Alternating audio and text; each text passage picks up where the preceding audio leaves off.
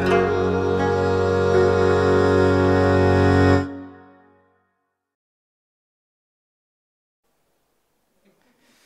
went for a walk today, just to walk the dog, to go for a toilet break. Not me to go for the toilet break, but for the dog to go for a toilet break.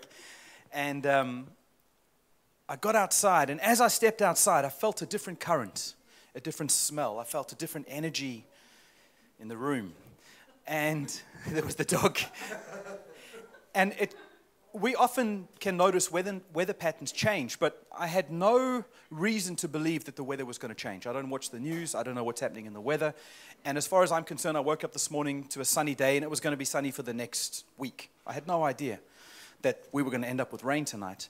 And as I step, I feel this difference. And God says to me right in that, He says, Sean, change is coming. And I said, God, I had no idea about weather patterns. He said, I'm not talking about weather patterns, but it will change in the weather too.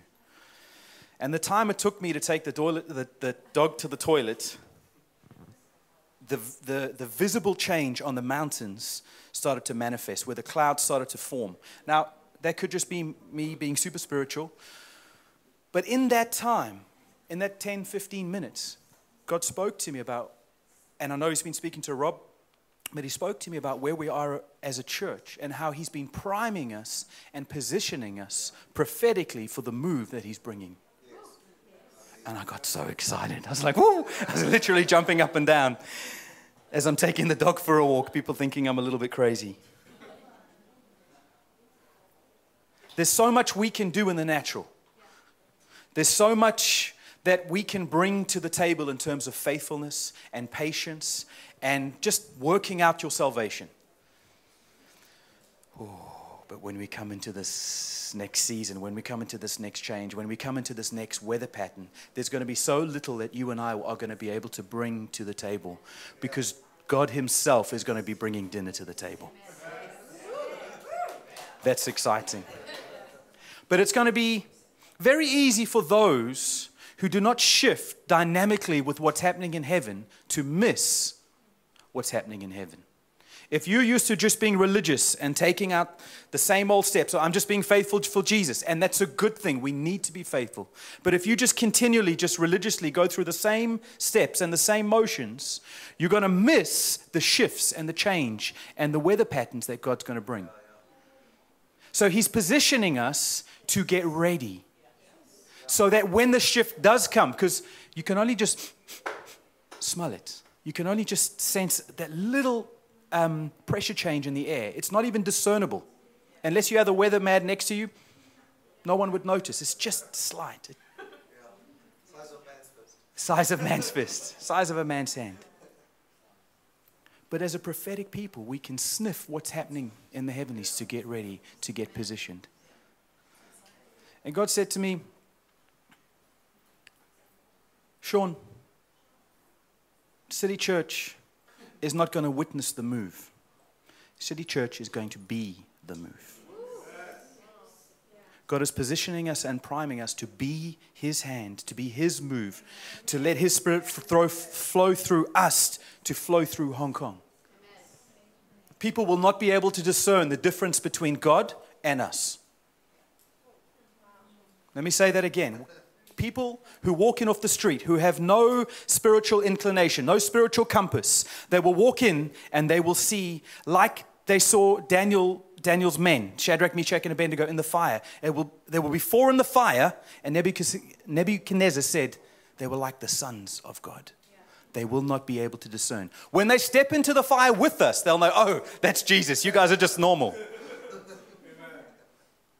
But there's going to be such a fire and a power and a movement that when you lay hands on people and they feel that electricity, they will fall to their feet and try and worship like they did to the apostles. And they tore their clothes and said, no, we're just normal men like you. That's the move that we are going to be. Are you ready? Are you ready? So I want to talk about one simple step, one-step strategy. That's one of Rob's favorite strategies. It's a one-step strategy. When Peter's in the boat and they see the ghost coming, and they don't know it's Jesus, but they see it as a ghost. and they're worried for their lives. The storm's smashing up around them. How many know that that boat is a blessing? It's helping them to survive. It was supposed to take them from point A to point B. And in that journey, it was supposed to sustain them. It was supposed to keep them. It was supposed to fund them. And they knew how to operate boats. If you remember, they were fishermen. They knew boats intimately. Isn't a boat a blessing? But they were terrified in the blessing. Something came along that shifted the weather patterns that they were not aware of. And no matter how much they prepared, no matter how much they paddled, no matter how much they tried to de-water their boat, they weren't going to survive that one. There comes shifts and accelerations that no matter how much human effort you bring to the table, even good things like faithfulness, no matter how much you bring to the table, it's not going to bring you through. So you need to call out, God, is that you?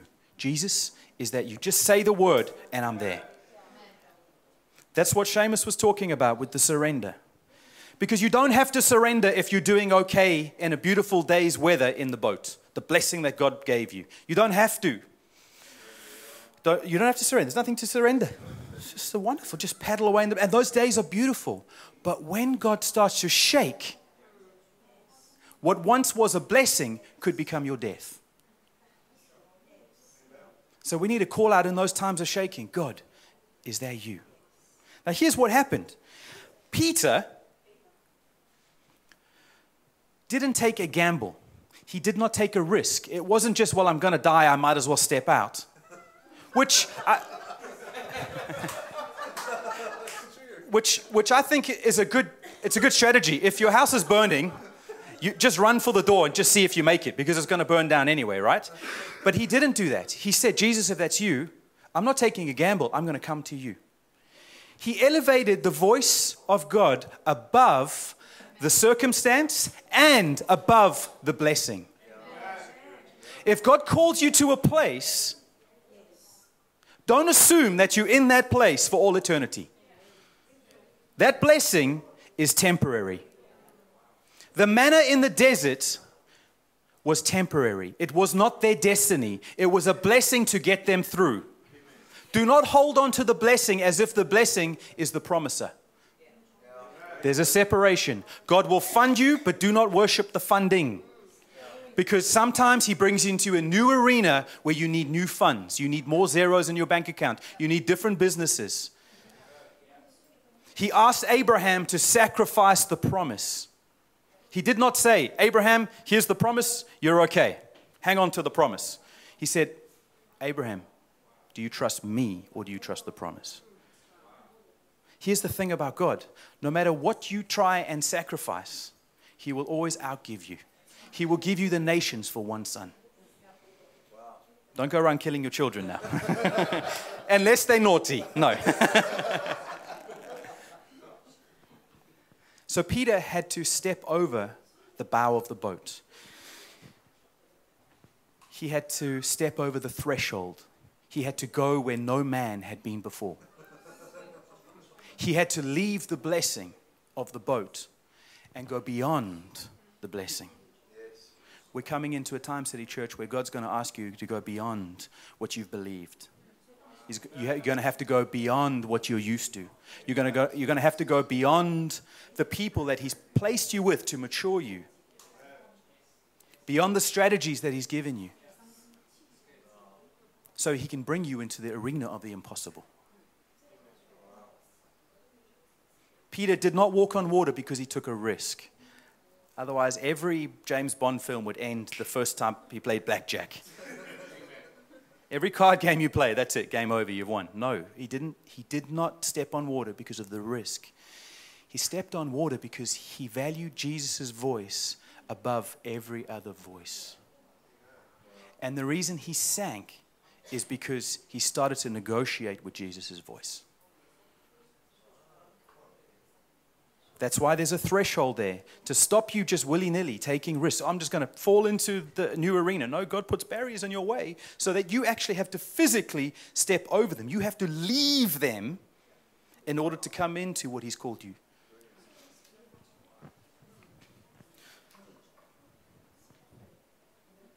There's limitations in the blessing. There's only so many people you can bring to a boat. There's only so much manna. There's only so much manna that you can collect in the desert.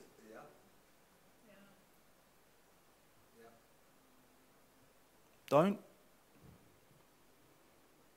worship the manna. Don't camp at the manna. Don't stay there. Don't stay at the boat. God's moving us on as a church into greater levels. Church may look very different. Rob's been prophesying for years. We may start church at a different time and end at a different time. We may have chairs, not chairs. We may pray at the end and worship at the beginning. Well, we do that already. Worship at the end. It may look different. It may become uncomfortable. It was uncomfortable for Peter to step over the boat, over the barrier. That barrier was designed so that you don't step over it. You're going to have to get uncomfortable for this move. Amen.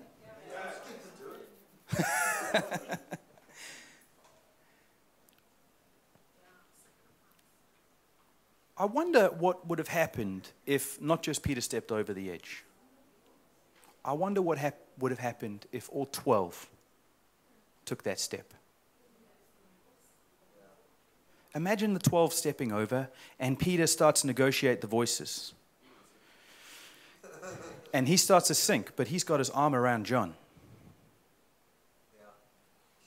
Do you think he would have sunk so quickly?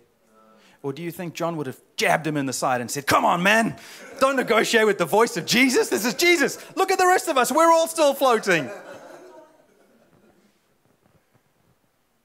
It's not up to Rob to step out of the boat. It's not up to Rob and the worship leader. You and I, we need to step out the boat as one body, in unity. We need to take that leap together. Rob said this to me. He said, the time of the one man, I'm going to paraphrase, the time of the one man show is coming to a close. God used that movement for a time. But he's bringing a new season where whole bodies will rise up, whole bodies will operate. So they're not just the single gift will operate, but every gift will operate. I want that. I want that. I want that.